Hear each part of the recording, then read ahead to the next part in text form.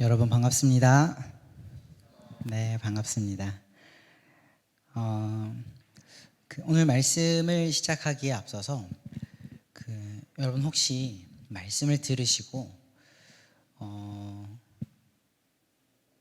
순종해야겠다 혹은 이 말씀대로 살아야겠다라는 마음이 충만하게 일어난다면 우리 항상 늘 감사한 거겠지만, 그렇지 않다면 요번 주간에 한번 집에서 신명기 28장을 펼치셔서요, 한번 묵상해 보셨으면 좋겠어요.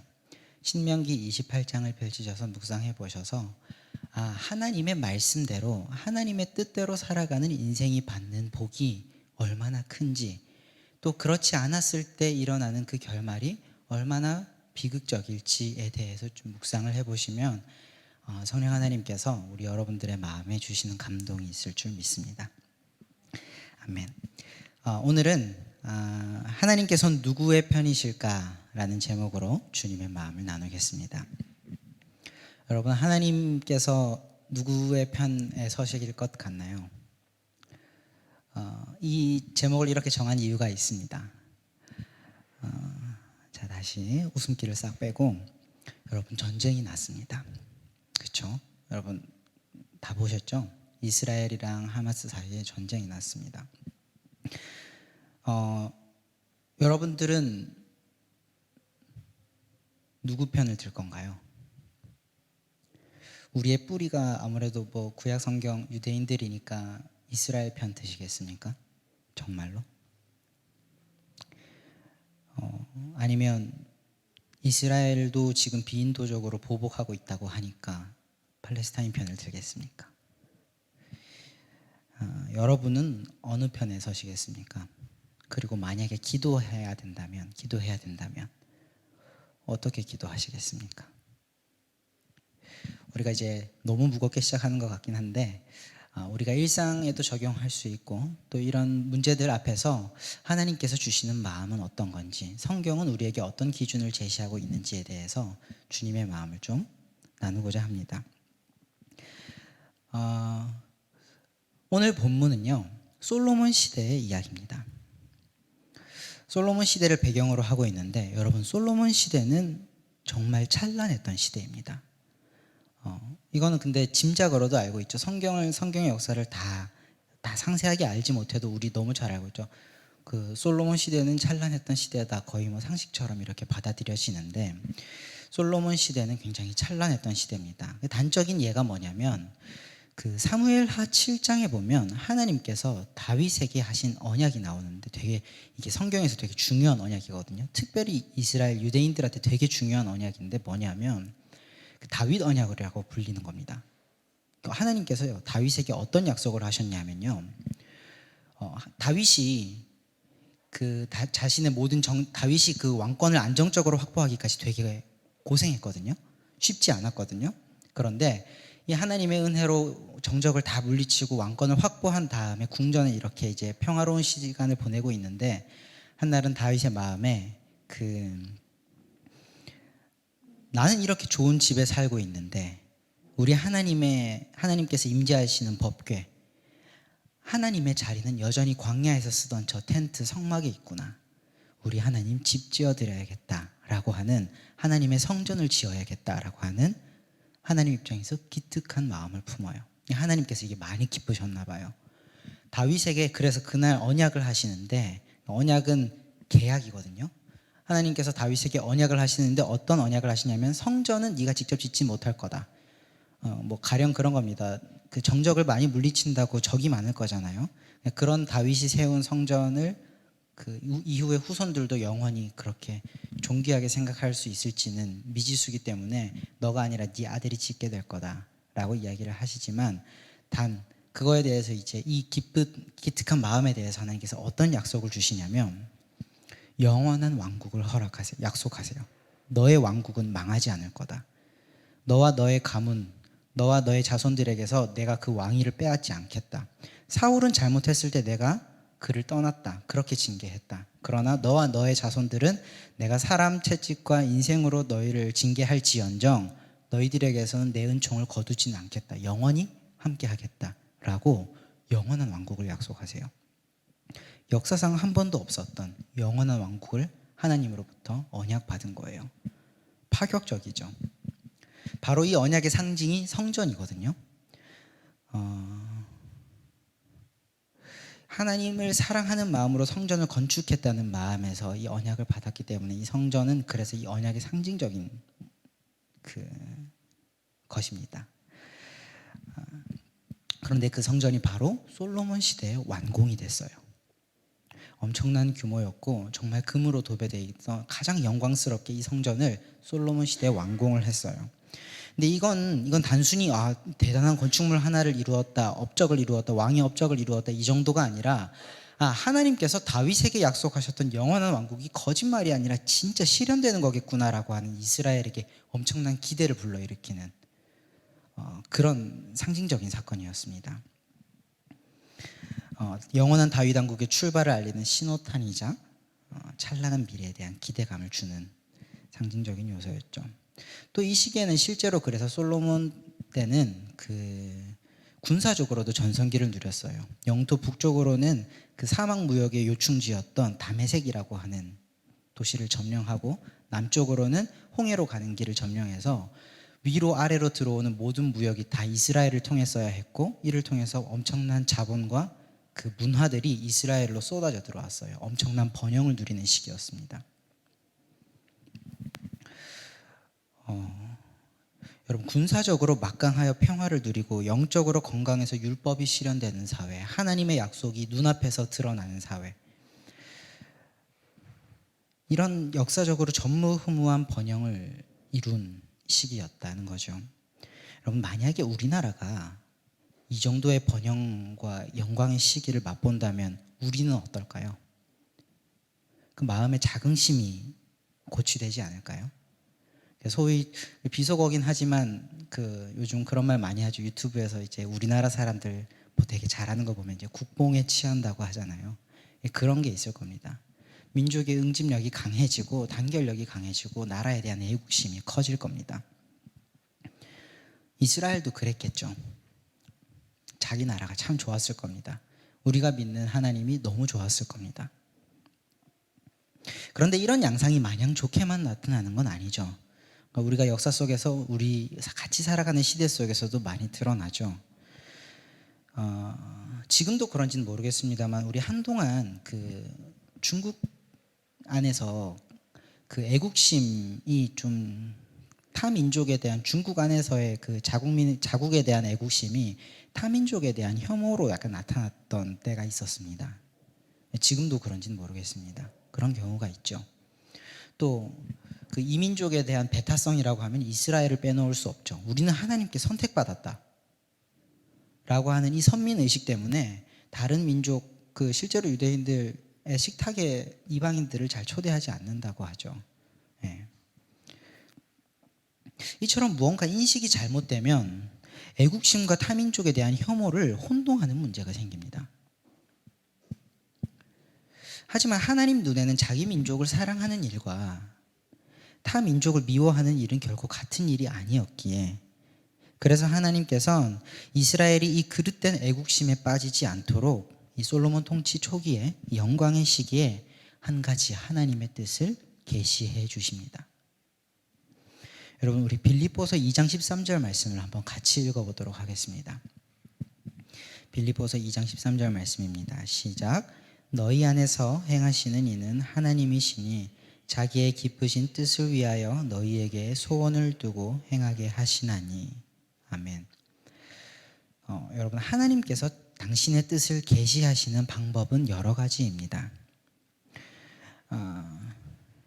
그 중에 하나가 물론 가장 핵심적이고 가장 중요한 결정적인 하나님의 뜻은 예수 그리스도를 통해서 계시됐습니다.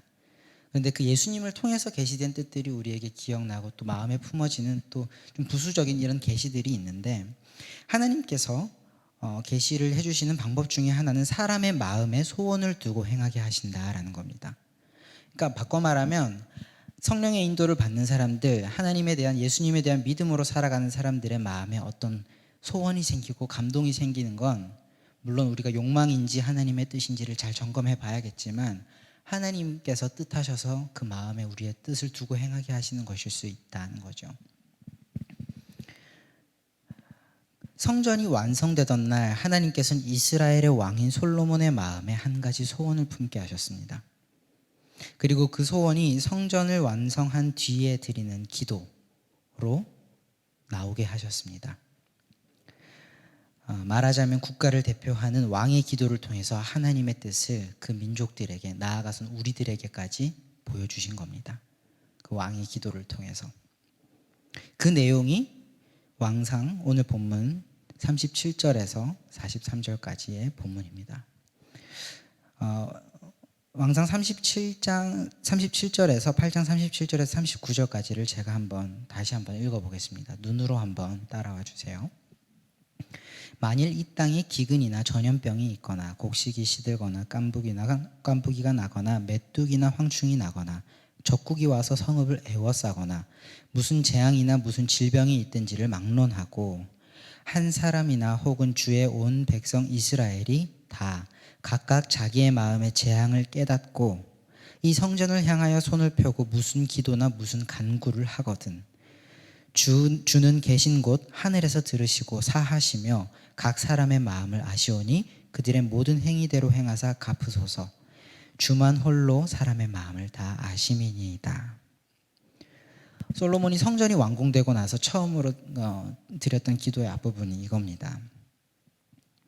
이 성전에서 드려지는 기도에 응답해 주실 것을 간구하고 있습니다. 성전에 출입하는 자 하나님의 백성들에게는 하나님의 구원의 손길이 늘 함께 하시고 하나님의 돌보심이 늘 함께 하기를 간구하고 있는 겁니다.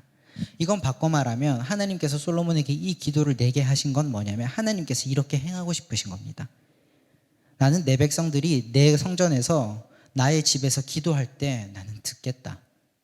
그리고 그들이 재앙으로 인해서 내게 간구하여 손을 들 때 그 손을 든 것들을 보고 응답하고 싶다. 그러니 기도해라. 구원하시겠다는 하나님의 의지입니다. 그런데 진짜 놀라운 지점은 뭐냐면 그 다음 기도입니다. 소위 선민의식에 똘똘 뭉쳐있는 이스라엘 입에서 나온 기도이기 때문에 되게 나오기 어려운 기도일 것 같은데 나왔습니다. 그래서 오늘 주목하게 됩니다. 우리 41절에서 43절까지를 보겠습니다. 제가 읽을 테니 한 번 더 눈으로 따라와 주세요.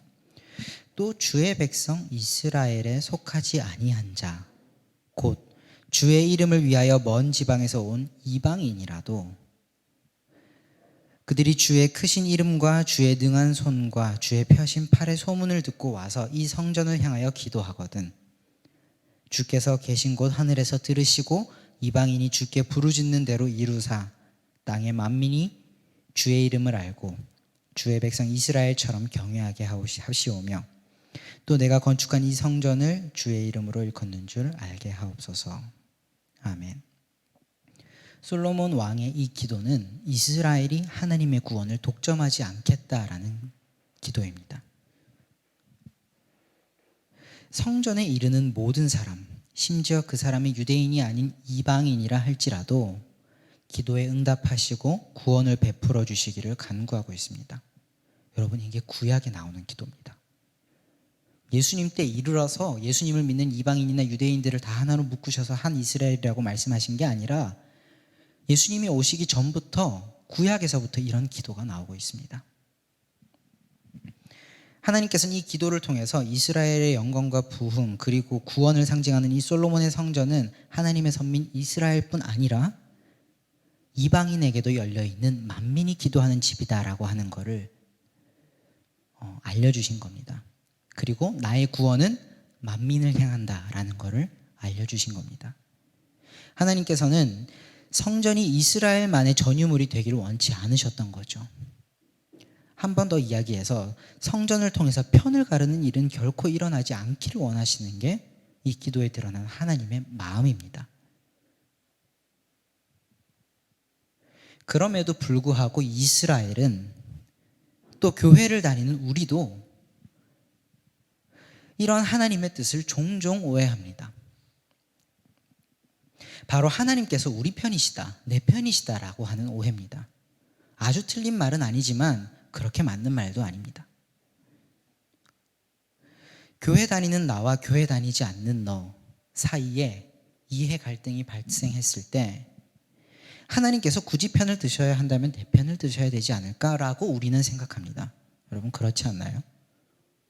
그런 생각 우리가 은연중에 하지 않나요? 이렇게 오해합니다. 그런데 이런 오해가요, 무섭습니다.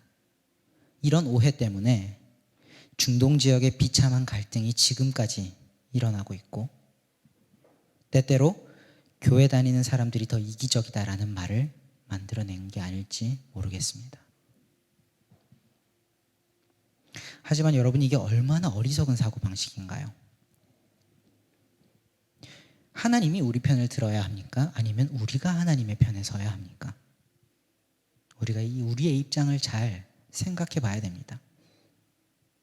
우린 자칫 오만한 오해를 하고 있었을지도 모릅니다. 굳이 정확히 말하자면 하나님께서는 이스라엘 편이나 교회 다니는 사람들의 편이라기보다는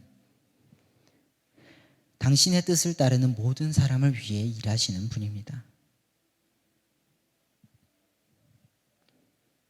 주님께서 말씀하셨습니다. 우리 요한복음 말씀 같이 띄워주실까요? 주님께서 하신 말씀입니다. 내가 땅에서 들리면 모든 사람을 내게로 이끌겠노라. 내가 땅에서 들리면 모든 사람을 내게로 이끌겠노라. 모든 사람을 내게로 이끌겠노라. 또 사도 바울 역시 이렇게 말했습니다. 디모데전서 말씀입니다. 하나님은 모든 사람이 구원을 받으며 진리를 아는 데에 이르기를 원하시느니라. 하나님은 모든 사람이 구원을 받으며 진리를 아는 데에 이르기를 원하시느니라. 조건 없이 구원하시는 건 아니죠. 예수 그리스도를 통해서 구원을 받는다만 하나님의 본심은 그러나 예수 그리스도를 통해서 모든 사람이 구원을 받는 겁니다. 하나님 눈에 덜 사랑하는 존재 같은 건 없습니다. 하나님께서는 모든 사람이 다 구원받기를 원하는 분이십니다. 그러니 우리 입장에서도 누구 하나 혐오할 사람이 없고 누구 하나 미워할 사람은 없습니다. 쉽지 않은 이야기입니다만 이것이 하나님의 마음입니다. 우리가 내키는 것만, 할 수 있는 것만 순종하고 살아간다면 주님께서 십자가를 지시는 그 고통을 보여주시면서까지 자기 부인의 삶을 우리에게 말씀하신 이유가 없을 거라 생각합니다. 우리는 비록 어렵고 불편한 이야기라 할지라도 하나님의 뜻이라면 받아들이고 나를 수정해서 고쳐서 살아가는 게 우리 신앙의 삶입니다. 물론 그렇다고 해서 잘못에 대한 책임을 면해준다는 건 아닙니다. 함께 사는 사회 속에서 사람이 잘못을 했으면 그에 상응하는 책임을 묻는 건 마땅한 일입니다. 다만 책임을 지우는 것과 미워하는 건 다른 문제라는 얘기입니다. 우리가 하나님의 마음을 깨달아 더 이상 이런저런 이유로 편을 가르는 일은 없었으면 좋겠습니다. 여러분, 악마가 뭐죠? 악마가 존재하나요? 악마는 절대적으로 하나님의 반대편에 서 있는 존재입니다. 여지가 없는, 절대적으로, 절대적이란 말 우리가 다 알잖아요. 상대적이 아닙니다. 절대적으로 하나님의 반대편에 서 있는 존재, 우리는 그런 존재를 악마라고 이야기를 하죠. 사람 중에 악마는 없습니다. 마음에 안 드는 사람이 있을 뿐이고 간혹 사회적으로 용납하기 어려운 사람이 있을 뿐입니다. 바꾸어 말하면 모든 사람에게는 구원의 가능성이 열려 있습니다. 여러분, 이 말이 불편한가요? 아니면 감사한가요? 아마 처해 있는 상황에 따라서 내 마음 상태에 따라서 같은 말이 다르게 들릴 줄 압니다. 선인과 악인에게 이른 비와 늦은 비를 동일하게 허락하시는 하나님, 이 말씀이 우리 마음에 부디 감사한 말씀으로 와닿았으면 좋겠습니다.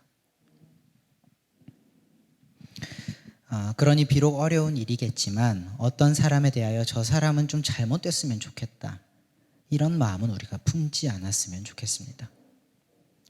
미운 마음이 들거든 우리는 오히려 저 사람만큼은 하나님께 돌이켰으면 좋겠다라고 기원해주는 우리가 됐으면 좋겠습니다. 저 사람 가다가 콱 넘어졌으면 좋겠어. 이게 아니라 저 사람만큼은 진짜 예수님 믿고 돌아와라. 약간 이런 그런 스탠스로 우리가 좀 살아가는 우리가 됐으면 좋겠습니다. 그게 그리스도인의 삶인 줄 믿습니다. 말씀을 맺겠습니다. 오늘은 모든 사람을 사랑하시는 하나님, 모든 사람이 구원을 얻기를 원하시는 하나님을 우리가 말씀을 통해서 주님의 음성을 들으며 만났습니다. 그리고 어떤 태도로 살아야 할지, 무엇을 하며 살아야 할지를 간략하게 나누었습니다. 하지만 오늘은 우리가 이런 일상적인 적용에서 그치지 말고 조금 더 깊이 고민해 보았으면 좋겠습니다. 지금 지구 반대편에서 일어나고 있는 전쟁이 있습니다. 생명을 짓밟고 있다면 그건 어떤 이유에서든 정당화될 수 없습니다.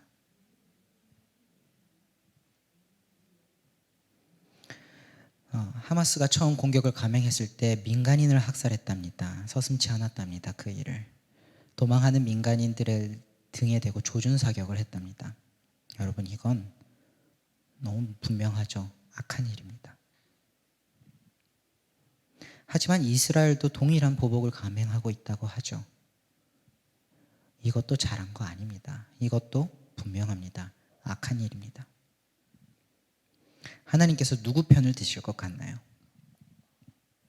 저는 그 누구의 편도 들지 않으실 거라 믿습니다. 오히려 하나님께서 편을 굳이 드셔야 한다면 고아와 과부의 재판장 되신 하나님께서는 사랑하는 가족들을 알 수 없는 이유로 잃어야 했던 그 슬픔 당한 가족들의 편을 들지 않으실까? 저는 그리 믿습니다. 오늘은 한 주간 우리의 삶을 위해 드리는 기도와 더불어서 전쟁으로 고통받는 사람들을 위해서 함께 기도하는 주간이 되었으면 좋겠습니다.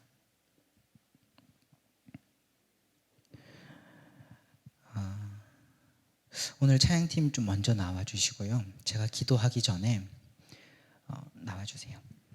우리 함께 제가 기도의 제목들을 드릴 테니 저희가 함께 좀 기도하고 그리고 기도로 마무리를 했으면 좋겠습니다.